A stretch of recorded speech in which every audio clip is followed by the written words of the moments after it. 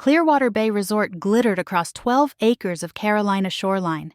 White sand, infinity edges, a dining room that made glassware sing. My mother, Lillian, had chosen it for our annual gathering precisely because it dazzled.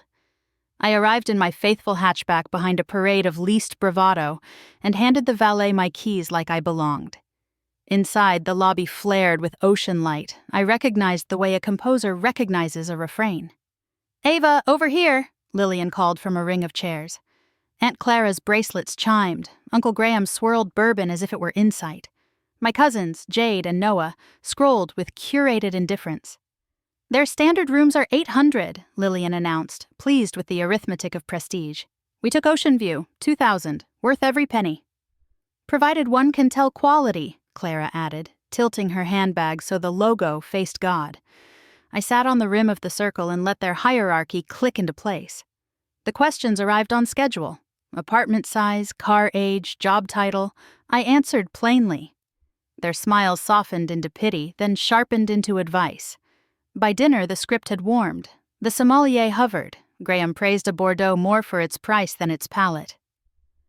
"We'll split among those who appreciate it," Lillian said, gaze grazing me. I asked for water, which confirmed a story they loved. I was simple, therefore small.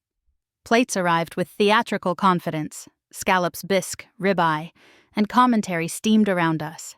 Jade posted "elite" before taking a bite. Graham waxed about having earned this level. Clara agreed that imitation was easy, belonging rare. A quiet gathered, thin, bright, waiting to cut, when a voice at my shoulder said, "Miss Morgan, the contractors need your approval." I looked up at Daniel Kwan, the resort director, his focus steady on me. "Also, the quarterly reports have arrived."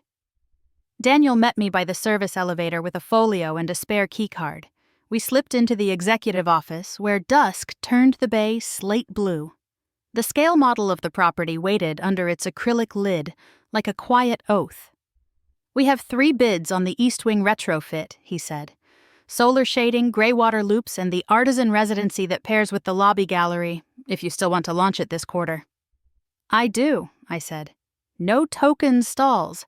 Real contracts with local bakers and coastal artists, paid residencies and an apprentice pathway. Put the money where guests can feel it." He nodded. The numbers sang in the margins. I signed. When I opened the door, my family was there, silhouettes against the restaurant's gold. Lillian's pearls clicked once. "Ava," she whispered, "what are you doing?"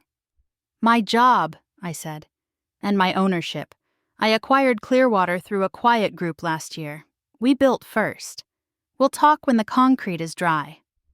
Graham blinked. "Why keep it from us?" "Because I didn't want commentary to become construction," I said.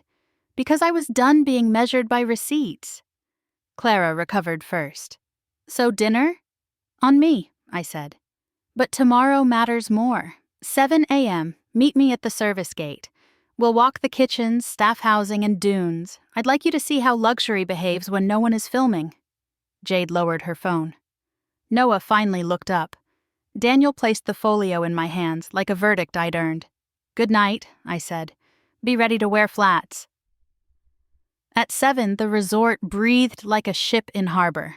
I met them at the service gate. Daniel badged us through. We started in laundry, where warm cotton rose from bins and supervisor pointed to cross-training charts.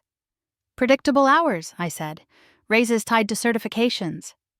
In receiving, a woman from Tide and Time Fisheries weighed flounder. The invoice carried her name. We crossed to the nursery where toddlers stacked blocks by a window of sea oats. Jade waved. Noah read the mural. "We take care, we make care." On the roof, Tex checked inverters humming bees. "These paid for themselves by summer," I said. "We bank afternoons and float kitchens at night." We took the boardwalk before guests stirred. Shielded path lights kept the horizon dark. A ranger logged night's turtle crawl. Lillian watched the tide try again to mend the shore. Back in the lobby, the artist in residence rolled a canvas, rain stippling palms. Graham noted the label. Purchased on completion. Clara tapped the fountain plaque. Refills this year, plastic spared. I led them to staff breakfast, eggs, guava rolls, coffee, no orchestra, just the tempo work beginning. Graham set down his cup. "You built substance," he said. "I built company," I answered. Lillian touched my sleeve. "Tell us where to stand," she said. "Beside me," I said. "Then we move forward."